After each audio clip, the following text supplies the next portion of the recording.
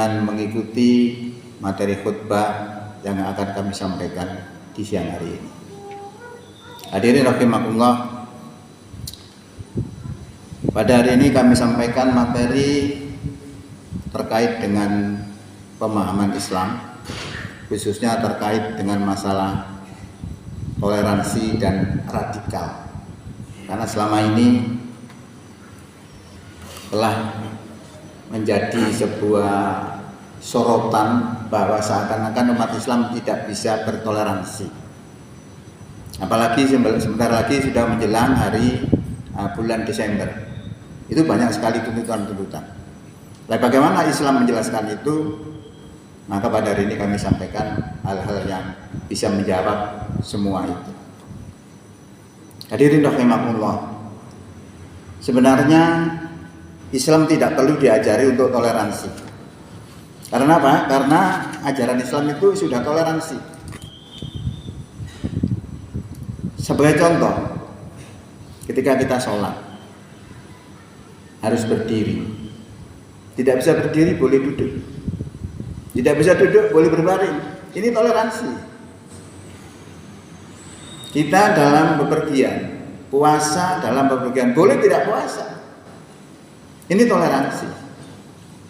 Dalam hal sholat juga demikian, boleh dijamak kosong, itu juga toleransi. Karena kesulitan-kesulitan jalan dan sebagainya. Ini ajaran Islam. Nah, bagaimana dengan agama-agama yang lain? Karena juga ada sebuah suatu pandangan, nanti kalau umat Islam berkuasa lalu agama selain Islam itu bagaimana? Artinya dituduh sebagai akan menindas. Islam menjawab, la ikraha fiddin. Tidak ada paksaan dalam agama. Kalau agama Islam tidak memaksa seseorang untuk masuk Islam, itu artinya toleransi yang luar biasa. Maka tidak perlu diajari. Karena apa? Karena memang sudah toleransi ajarannya. Terkait dengan hukum misalnya, innama harrama alaikumul maitata waddama walahmal khinziri wa ma uhilla bihi li ghairillah. Famanitturra ghairu baghi wala adin fala isma alaihi. Sesungguhnya Allah telah mengharamkan bangkai, darah, daging babi dan binatang yang disembelih dengan menyebut nama selain Allah. Maka siapa melanggar, dosa. Tapi ayat ini belum selesai. Ada lanjutannya, famaniturra, barang siapa terpaksa memakannya, ghairu baghin, dan orang itu dalam memakannya sudah tidak menghendaki, wala hadin, dan dalam memakannya itu juga tidak melampaui batas, kata Allah, fala isma alaihi, maka tidak ada dosa atasnya. Jadi makan barang yang dilarang tadi oleh Allah tidak berdosa selama kondisinya memang mengharuskan makan itu. Toleransi. Dan ini yang bisa kita pakai untuk sebagai dasar, misalnya kita dituntut untuk melaksanakan di dalam satu negara misalnya harus menggunakan aturan-aturan Islam, kemudian kita belum bisa, kita pakai kias, sesuatu yang dilarang kemudian kita langgar, itu belum tentu melanggar selama itu memang diizinkan oleh syariat. Ini toleransi dalam hukum. Toleransi dalam hubungan manusia iman dengan orang-orang yang kafir. Yang tuduhan-tuduhan tadi itu juga seperti itu. Dijawab oleh Allah. La yanhakumullahu 'anil ladzina lam yuqatilukum fid dini wa lam yukhrijukum min diyarihim an tabarruhum wa tuqsitu ilaihim innallaha yuhibbul muqsitin. Sesungguhnya Allah tidak melarang kamu untuk berbuat baik dan berlaku adil kepada orang-orang kafir yang tidak memerangi kamu karena agama dan tidak mengusir kamu dari kampung halamanmu, untuk berbuat baik dan berlaku adil. Sesungguhnya Allah cinta kepada orang-orang yang berbuat adil. Ini hubungan manusia kafir dengan itu dibolehkan asal mereka tidak memerangi. Maka di sini akan timbul orang kafir itu dua macam. Orang kafir zimmi termasuk orang yang kafir tidak mengganggu umat Islam. Ini boleh kita berlaku baik. Ini toleransi. Tapi kalau mereka akan memerangi kepada umat Islam dalam berbagai bentuknya, kita tidak boleh mereka untuk menjadikan mereka sebagai kawan. Itu toleransi model Islam. Jadi toleransi model Islam itu tidak saling mengganggu. Beda dengan toleransi yang dipahami sekarang saling menghormati. Kalau kita saling menghormati, maka ketika terjadi tanggal 25 adalah hari Natal, kita menghormati akan datang kepada gereja. Karena menghormati. Jadi Islam itu tidak saling mengganggu. Loh, ini ajaran toleransi yang luar biasa. Maka tuduhan-tuduhan seakan-akan Islam itu tidak bisa toleransi itu sangat tidak tepat. Memang munculnya tuntutan-tuntutan ini karena banyak paham-paham Islam yang coraknya radikal. Radikal itu selalu dengan kekerasan gitu. Tapi apakah seperti itu salah? Maka ketika kita berlainan pendapat, Allah sudah memberikan solusi. Solusinya apa? Supaya kembali diukur dengan Quran dan hadis. Ya ayyuhalladzina amanu wa orang beriman atiullaha wa atiur rasul wa ulil amri minkum. Taatilah Allah, taatilah Rasul, dan taatilah ulil amri minkum. Fa in tanazza'tum fi syai'in, jika kamu berlainan pendapat tentang sesuatu, farudduhu, maka kembalikanlah persoalan itu ilallahi wa rasul, kepada Allah dan Rasul. Kepada Allah kembalinya kepada Quran, kepada Rasul kembalinya kepada hadis. Ditambah lagi oleh Allah, in kuntum tu'minuna billahi wal yaumil akhir, jika memang kamu benar-benar orang beriman kepada Allah dan hari akhir. Jadi kalau kita merasa orang beriman kepada Allah dan hari akhir, terjadi perbedaan pendapat, rujuknya kembali pada Quran dan Sunnah. Dzalika khairu wa ahsanu ta'wila, yang demikian itu adalah lebih baik akibatnya. Ini gambaran-gambaran. Maka kita lihat Islam siapa yang kita anggap paling benar? Karena sekarang ini muncul paham-paham Islam itu luar biasa banyak. Ada yang takfir, yang tidak masuk kelompoknya dianggap kafir. Kalau sudah kafir maka hartanya halal, boleh dirampok, boleh ditipu. Ini kan sangat berbahaya. Nah, contoh Islam yang terbaik Islamnya siapa? Rasulullah. Laqad kana lakum fi Rasulillahi uswatun hasanah. Sungguh telah ada untuk kamu pada diri Rasulullah itu suri tauladan yang baik. Dalam hal apa? Segala hal. Termasuk dalam hal berislam. Nah, dalam berislamnya Rasulullah itu acuannya pasti Al-Quran. Jadi seluruh Al-Quran 30 juz sudah pernah dilaksanakan oleh Rasulullah. Karena begitu dapat wahyu dilaksanakan. Begitu dapat wahyu dilaksanakan. Nah, isinya dalam Quran itu ada radikal, ada moderat. Itu yang terjadi. Tapi sekarang ini kita dituntut untuk toleransi saja, untuk moderat saja. Kalau kita hanya melakukan yang moderat saja kemudian yang radikal tidak, itu artinya kita mengimani sebagian isi kitab dan kufur kepada sebagian lainnya. Kalau seperti ini Allah juga mengancam kepada kita. Afatu'minuna bi ba'dil kitabi wa takfuruna bi ba'd. Apakah kamu beriman kepada sebagian kitab dan kafir kepada sebagian lainnya? Fama jazaa'u may yaf'alu dzalika minkum. Tidak ada balasan bagi orang yang berbuat demikian di antara kamu illa khizyun fil hayatid dunya, kecuali kehinaan di dunia. Wa yaumal qiyamati yuraduna ila asyadil azab, dan pada hari kiamat mereka akan dikembalikan kepada seberat-beratnya siksa. Wa mallahu bighafilin amma ta'malun, Allah tidak lupa terhadap apa yang kamu kerjakan.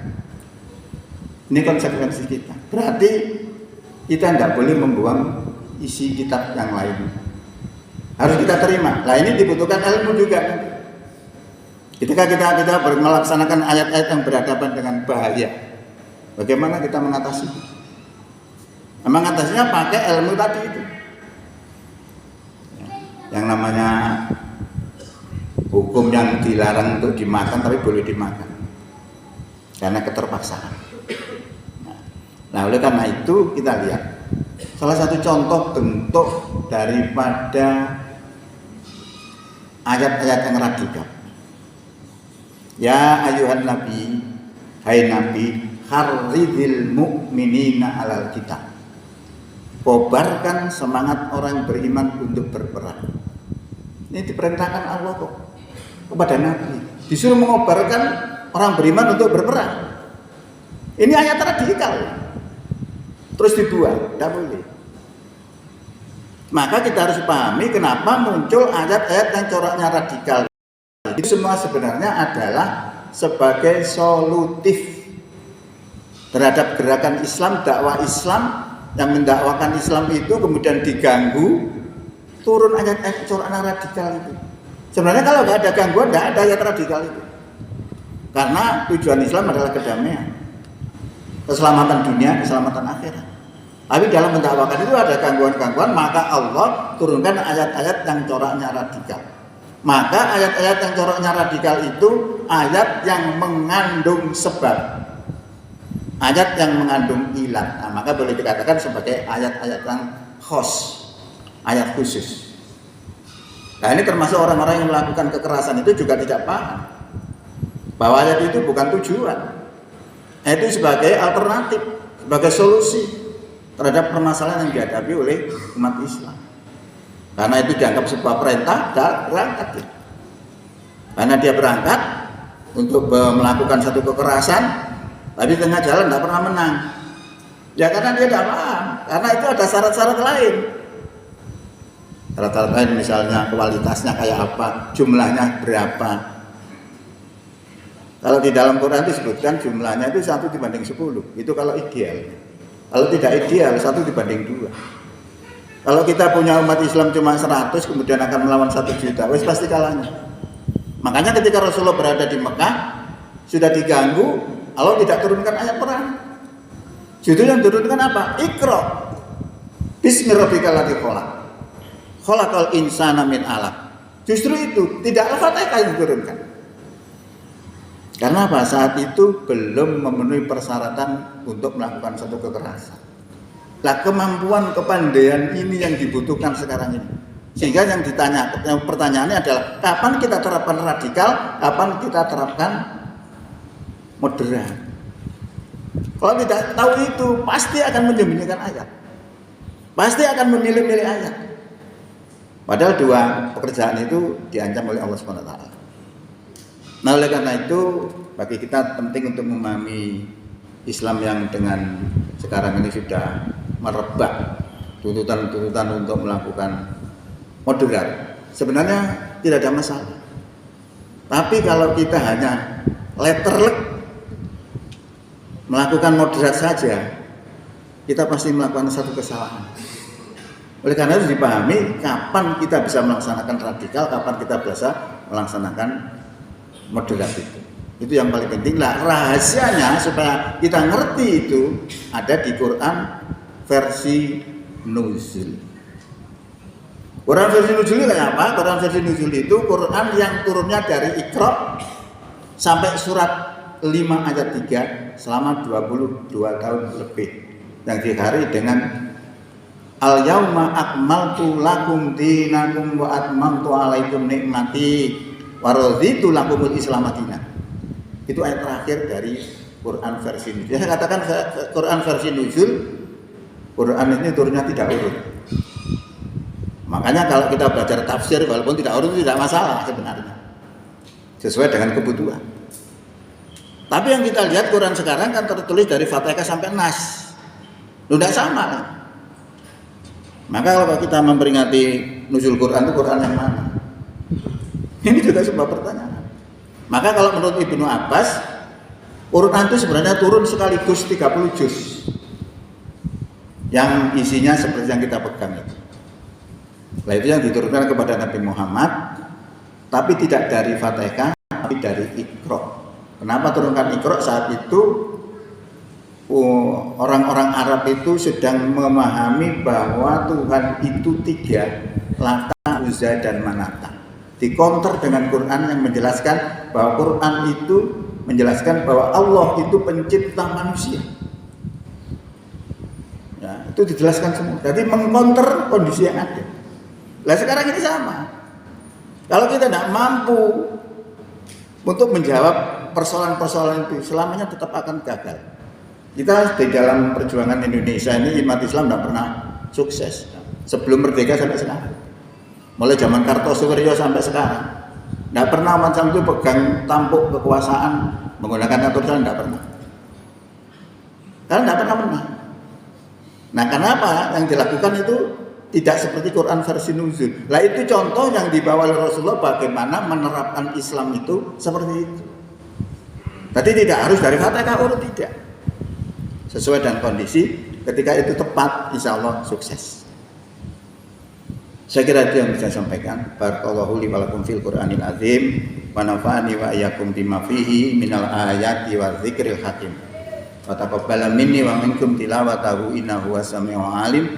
Aqulu qouli hadza wa astaghfirullah azim li wa lakum wa li sairil muslimina wal muslimat wal mu'minina wal mu'minat fastaghfiruhu innahu huwal ghafurur rahim.